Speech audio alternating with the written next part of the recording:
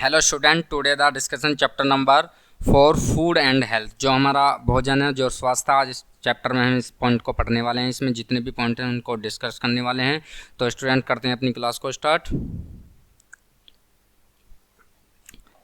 पहला पॉइंट है हमारा, maintaining good health is essential for fulfilling life.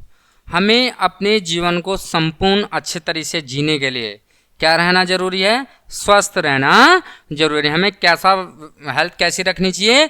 Good health, अपनी लाइफ को मेंटेन करने के लिए। In order to stay healthy it is important to live in clean. हमें स्वस्थ रहने के लिए किन किन चीज़ों का ध्यान रखना चाहिए? लिव इन क्लीन एनवायरमेंट, हमें स्वस्थ पर्यावरण की आवश्यकता है। एक्सेस टू फ्रेश एयर, स्वस्थ वायु की आवश्यकता है। एंड क्लीन वाटर, किसका यूज करनी है? साफ सुथरा पानी का यूज करनी है। एंड न्यूट्रल्स फूड, और अच्छे पौष्टिक भोजन का भी यूज करना चाहिए। अगर हम इन चीज़ों को अपनाते हैं तो हमारा जो हेल्थ है वो क्या रहेगा? बिल्कुल क्लीन रहेगा, गुड हेल्थ रहेगा। A balanced diet along with regular exercise, हमें संतुलित आहार के साथ साथ, जो हम संतुलित आहार लेते हैं अपने भोजन में, उसके साथ साथ क्या करना चाहिए? रेगुलर एक्सरसाइज करनी चाहिए।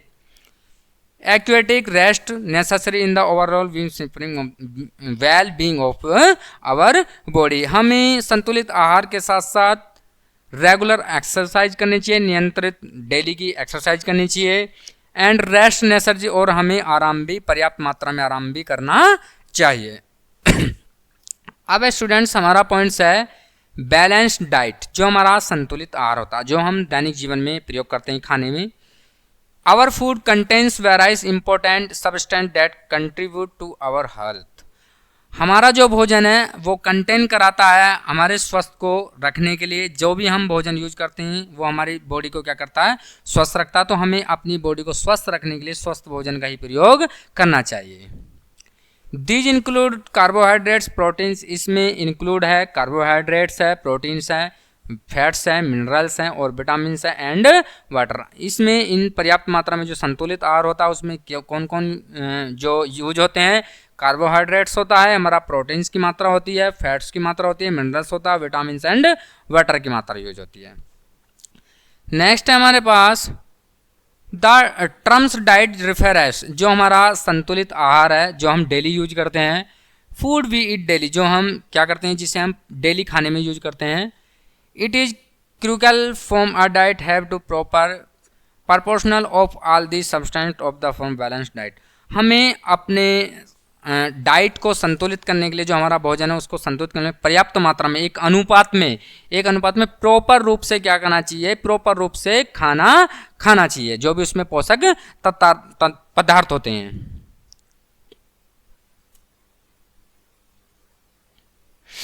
इन एडिशन कार्बोहाइड्रेट्स प्रोटीन, जब इसमें इनको ऐड किया जाता है, कार्बोहाइड्रेट्स को, प्रोटीन्स को, मिनरल्स को, विटामिन्स को, तो our food should be contain enough and row at digestion, इसमें अगर हम अपने भोजन में राव, जो हमारे पास फाइबर होता है जिसकी सहायता से भोजन आसानी से पचता, उनको यूज किया जाए तो हमारे उससे क्या मिलेगा? हमारा जो भोजन है वो क्या हो जाएगा? आसानी से डाइजेशन हो जाएगा। वेजिटेबल एंड फ्रूट्स भी excellent source of the vitamin, जो सब्जियां हैं, जो फल हैं, वो हमारी बॉडी के लिए बहुत ही महत्वपूर्ण स्रोत हैं, बहुत ही अच्छे विटामिन हैं। इनसे क्या होती है? हमारे शरीर में विटामिन की आवश्यकता होती है। Proteins are particularly important of growing, जो प्रोटीन है वो बच्चों के लिए, बच्चों की बढ़ोतरी के लिए एक सबसे महत्वपूर्ण उपाय है। They can be obtain from source such is milk, इसमें बहुत से सोर्सेज हैं, बहुत से सोर्स हैं, जैसे इसमें मिल्क हुआ, हमारा मीट हुआ, एग्स, जिनमें प्रोटीन पाई जाती है, फिश हुआ एंड फिश हुआ, इनमें क्या है?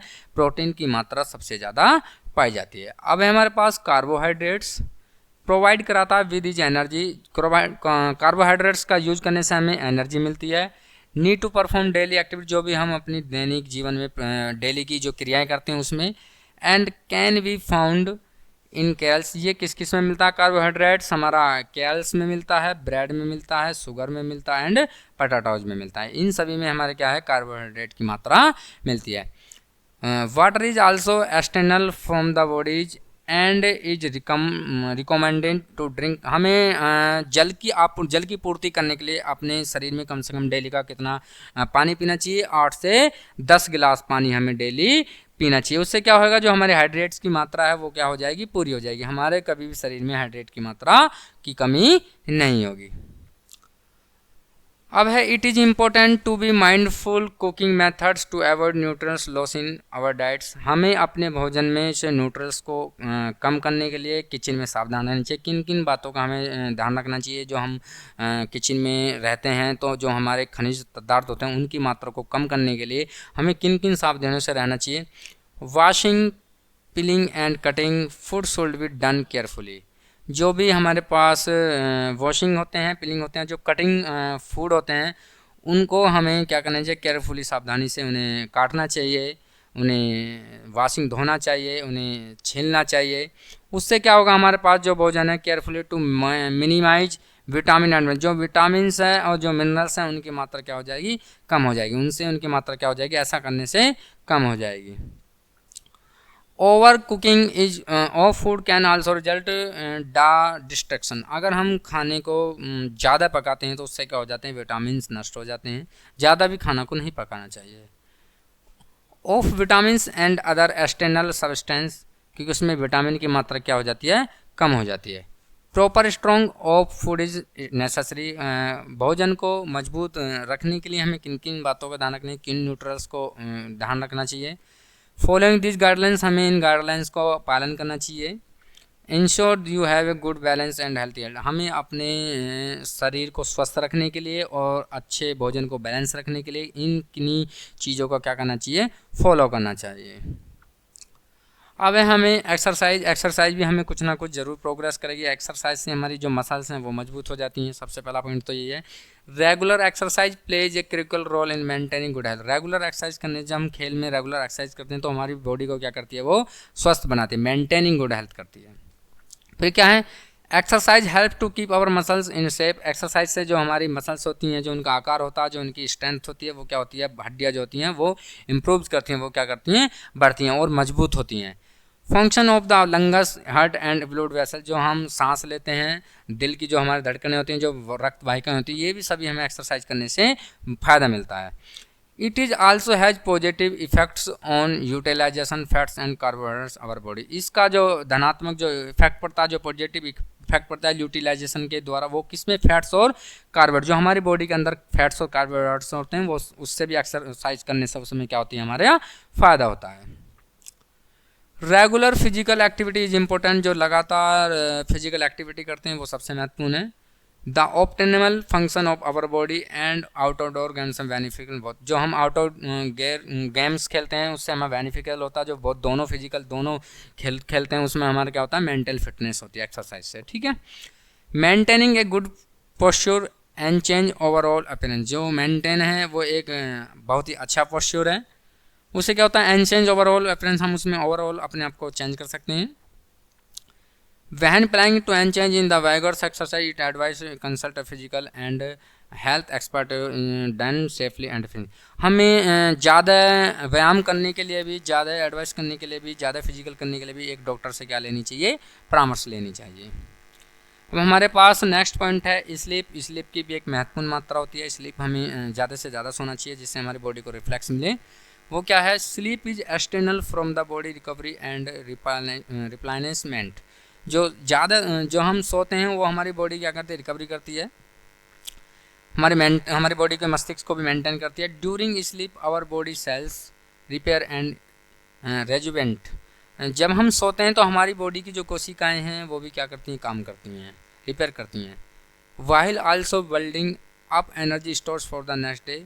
जबकि जो हमारा ब्लडिंग होता है वो energy stores for the next, अगले दिन क्या होता है, जब हम पूरी अच्छी तरह से नींद लेंगे तो उससे क्या होगा, हमारी जो बॉडी है नेक्स्ट डे वो क्या करेगी, बहुत ही अच्छी तरह से कार्य करेगी। Regular and sufficient sleep improves our efficiency. नियमित और पर्याप्त मात्रा में नींद लेना our efficient and stand carry out daily task, हमारे डेली जो हम कार्य करेंगे उसमें क्या करेगी, हमारी सहायता करेगी। Resting allows our muscles to relax. हमारी जो मसल्स हैं उनको भी रिलैक्स करती है जो नींद लेते हैं हम। वाइल आवर ब्रीथिंग, सांस लेने दें, एंड हार्ट बीट जो हार्ट बीट का होते हैं, एंड सो डाउन, उन्हें भी कम करने के लिए भी यूज इसका किया जाता है। नींद बहुत ही आवश्यक है। Adequate sleep leads to sense a freshness and renovated energy. इससे क्या होता है, हमारे पास जो अच्छी नींद लेने से जो हमारी सेंस हैं वो अच्छी तरह से काम करेगी और उससे हमें क्या मिलेगी, एनर्जी की भी पूर्ति होगी। अब है डिफिशेंसी डिसाइसिस, कुछ ऐसी बीमारियां हैं जो फैलती हैं। Vitamin are required small amounts in diet. Vitamin की मात्रा जो है हमारे डाइट में जो पर्याप्त मात्रा है उसमें डाइट में होनी चाहिए। But their absence can lead various deficiency diseases. लेकिन इसकी कमी के कारण हमें क्या हो जाती है, बीमारी हो जाती है। हमें अपने भोजन में अपनी डाइट में कम मात्रा में विटामिन लेना चाहिए, लेकिन इसकी कमी के कारण भी हमारा क्या हो जाती है, हमें कुछ बीमारियां हो जाती है। जैसे lack of particular mineral and vitamin. कुछ मिनरल और विटामिन की कमी से जो रोग होते हैं वो कौन कौन से हैं, नॉन केमिकल डिसाइजेज हैं कौन कौन से, जैसा सम एग्जाम्पल है इसमें इंक्लूड किया गया नाइट ब्लाइंडनेस है जो भी विटामिन की कमी से होता है, जो हमारा अंधापन होता है। बेरी भी विटामिन सी की कमी से, जैसा सर्वाइकल है और हमारा रिकेटस आदि बीमारी हैं जो विटामिन की कमी से होते हैं। विटामिन की मात्रा भी हमारे शरीर में क्या होनी चाहिए, उचित होनी चाहिए। Lack of iodine from stains can result in goitre and swelling in the throat. जो हमारे आयोडीन की कमी से जो रोग होता है वो उसे घेंगा रोग बोलते हैं, जिसमें क्या होता है हमारी जो गले की हड्डियाँ ये क्या हो जाती है, स्वेलिंग आ जाती है, इन पे क्या हो जाती है, ये सूज जाती हैं। डिफेंसेंसी मिनरल्स कैन लीड अप डिसाइजेस सच चीज़ मैंने इसकी कमी से कुछ अन्य जो खनिज की कमी से भी कुछ बीमारी होती हैं, जैसे हमारे पास एनीमिया होगा, एक लोहे की कमी से होता है। हमारे पास करेक्टिसिटी भी पेल एंड टायर्ड, जिसके कारण वो जो हमारी जो बॉडी है वो पीली हो जाती हैं और वो क्या हो जाती है, थकी हुई सी महसूस होती हैं। इनसफिशेंट आयरन इन बॉडी, किसकी कमी के कारण, जो हमारे लोहे की मात्रा की कमी, जो हमारे बॉडी में जो लोहा होता है उसकी मात्रा कमी के कारण ये हमारा जो रोग होता है वो कौन सा रोग होता है, एनीमिया रोग होता है। अब स्टूडेंट्स हमारा कम्युनिकेबल डिसाइसिस, जो जिसे संचारी रोग बोलते हैं, जो एक दूसरे से फैलता है, इसे क्या बोलते हैं, संचारी रोग, कम्युनिकेबल संचारी रोग। ये एक दूसरे से फैलता है, एक दूसरे से बातचीत करने से, एक दूसरे के क्लॉथ्स को यूज करने से, एक दूसरे को टॉवल्स को यूज करने से, एक दूसरे के साथ बैठने से ये रोग फैलता। तो communicable decisis also known infection decisis, ये एक हमारे पास संक्रमित बीमारी है, आप सभी को पता है। Are those that can be transmitted from the one person to another, यह एक व्यक्ति से दूसरे व्यक्ति में फैलती है, एक व्यक्ति को दूसरे व्यक्ति से छूने से भी ज़्यादा फैलती है। They are often spread through the contact air, ये हवा में भी फैलती है, जल में भी फैलती है और खाने में भी फैलती है। ये एक मतलब ये ऐसी चीज़ है जो संक्रमण रोग होता है, ये किसी भी चीज़ से फैल सकता है, हवा से भी फैल सकता है, पानी से भी फैल सकता है, जब हम एक दूसरे का झूठा भोजन खाते हैं उससे भी फैल सकता है। माइक्रोगेन्स जो हमारे सूक्ष्म जीव होते हैं, जो जीवाणु होते हैं, नाउ एज ग्रम्स रेस्पॉन्सिबिलिटी कैसिंग इंडस्ट्री, जो हमारे माइक्रोन जो सूक्ष्म कण है उसमें जो कीटाणु होते हैं वो रेस्पॉन्सिबिलिटी कहलाते हैं इन केसों में जो बीमारी होते हैं उसमें। जैसे हमारे पास बैक्टीरिया है, protozoa and virus, some of the main types of the germs, इस ये मेन टाइप्स हैं कीटाणुओं के। दिस केसेस डिसाइजेस इन मैनिकिट्स, इससे क्या होती है, बीमारी होती है, टाइफाइड बीमारी होती है, जैसे हमारे बैक्टीरिया से, बैक्टीरिया में कोलेरा है, मलेरिया है, एमोबिक है, डायसेंट्री है, कॉमन है, कोल्ड है, इन्फ्लुएंजा है, मिसल्स एंड रेबिस। इससे क्या है, ये सभी हमारी बैक्टीरिया से, प्रोटोजोआ से, वायरस से होने वाली बीमारियां हैं। अब क्या है, ये कम्युनिकेशन कैसे फैलता है, स्प्रेड ऑफ कम्युनिकेशन डिसाइजेज, जब हम जो हमारा संचारी रोग होता है वो कैसे फैलता है। Communicable diseases can be spread in the virus, ये विभिन्न चरणों में फैलता है। पहला चरण क्या है इसका, थ्रू डायरेक्ट कॉन्टैक्ट, जब हमारे कॉन्टैक्ट क्या होते हैं, डायरेक्ट होते हैं। डिसाइजेज लाइक चिकन पॉक्स, इसमें ऐसी बीमारियां चिकन पॉक्स हैं जैसे स्मॉल पॉक्स है, स्केलेट है, फीवर है, इसके वाइस हैं, एंड रिंग वार्म है, are transmitted through direct connected with infected इनमें, जब हम डायरेक्ट कनेक्ट हो जाते हैं तो इन्फेक्शन की तरह हमारी बॉडी में फैलता है। हम किस से जब हम कुछ चीज़ों को शेयर करते हैं उससे भी फैलता है, जैसे शेयरिंग आइटम सर्च, कुछ इसमें आइटम सर्च किए हैं जैसे टॉवल्स को, जब हम किसी का तौलिया को यूज करते हैं, क्लॉथ्स को यूज करते हैं। और anti cells is facilitate in spread of these disease, इन चीज़ों से उपयोग से ये क्या होती हैं, बीमारियाँ फैलती हैं।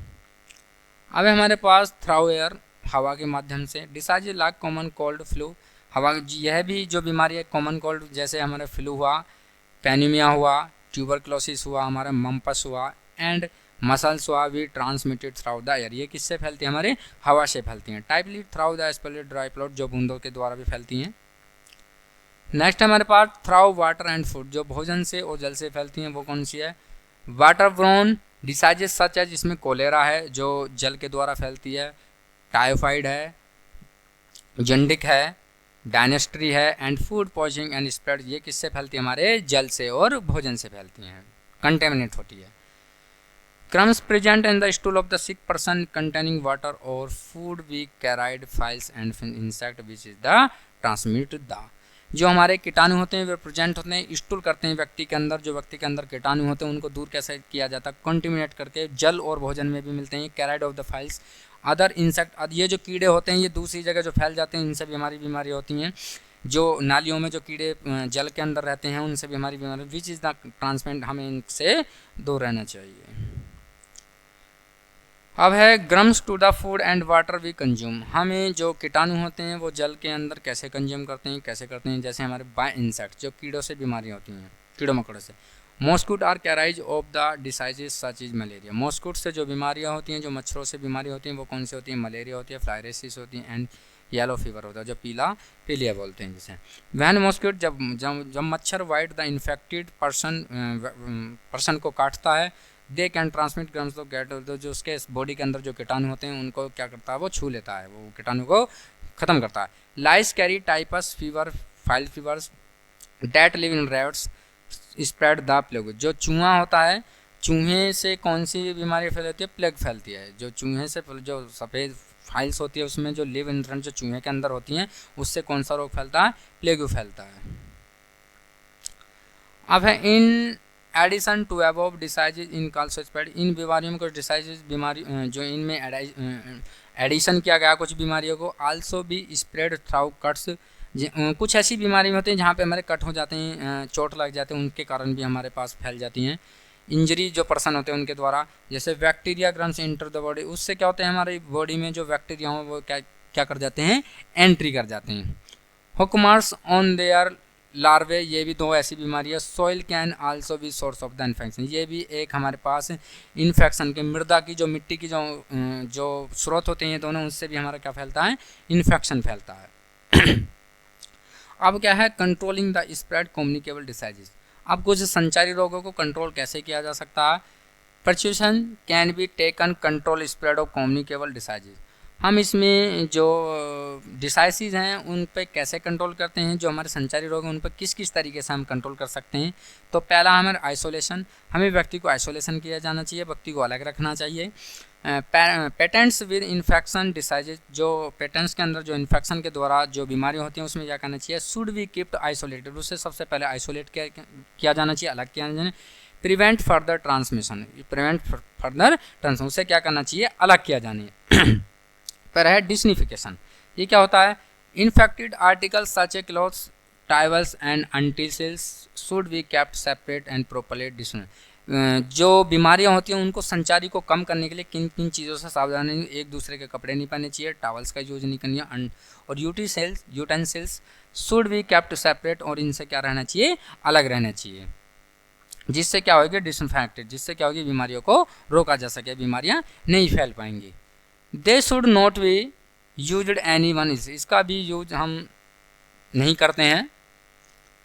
क्लीनिंग एंड सैनिटाइज, हमें सैनिटाइज करना चाहिए।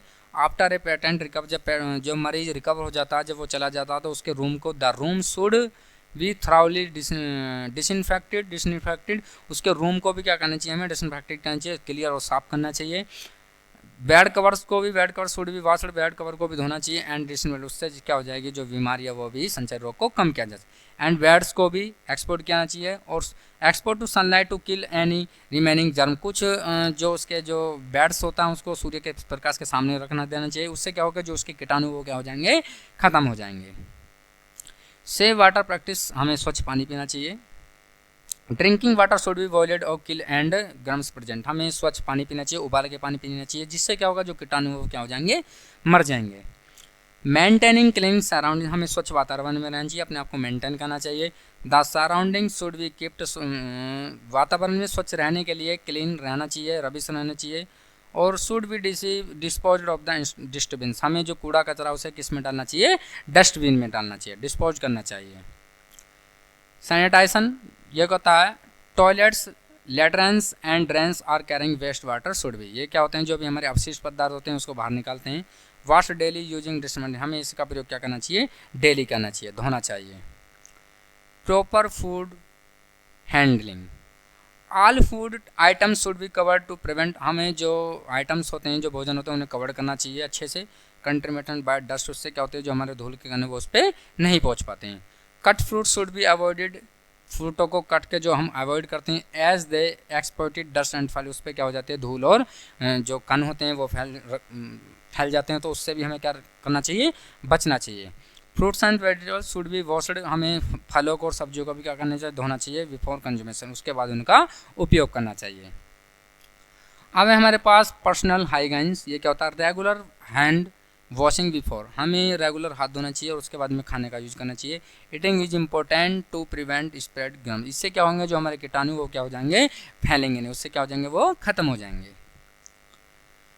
अब है वैक्सीनेशन, जो हमारे पास एक वैक्सीनेशन होता है, जो हमारे पास एक उसे क्या बोलते हैं, जो वैक्सीनेशन जो लगाई जाती है। Vaccination plays a critical role in protecting individual especially children from certain disease, जो बच्चों की बीमारी होती है स्पेशल बच्चों को, उसको क्या किया जाता है, वैक्सीनेशन लगाई जाती है।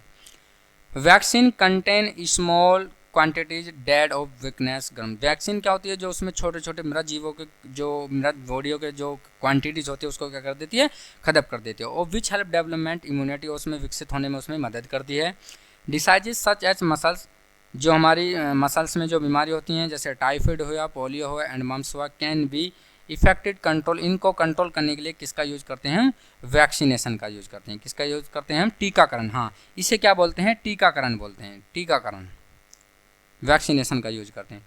It is important to consult a doctor and follow the recommended vaccination schedule, हमें डॉक्टर की सलाह लेने पर ही क्या करना चाहिए, रिकमेंड करना चाहिए, वैक्सीन शेड्यूल का प्रयोग करना चाहिए। जब तक डॉक्टर सलाह नहीं देता तो हमें अपने आप इसका वैक्सीन का यूज नहीं करना चाहिए, क्योंकि ये बहुत ही महत्वपूर्ण है। By following these precaution spread the communicable diseases can be management enjoying healthier and safer environment, हमें कुछ नियमों का पालन करना चाहिए, अपनी सावधानियों को बरतना चाहिए, जो भी है हमारे एनवायरनमेंट में हमें स्वस्थ बनाती है और हमें हेल्थ बनाती है, उनको रखने के लिए हमें कुछ जो बीमारियां हैं उनसे जो जिसके कारण वो फैलती है उनसे क्या रहना चाहिए, दूर रहना चाहिए। अच्छे एनवायरनमेंट के हमें प्रयोग करना चाहिए और स्वस्थ हमें रहना चाहिए।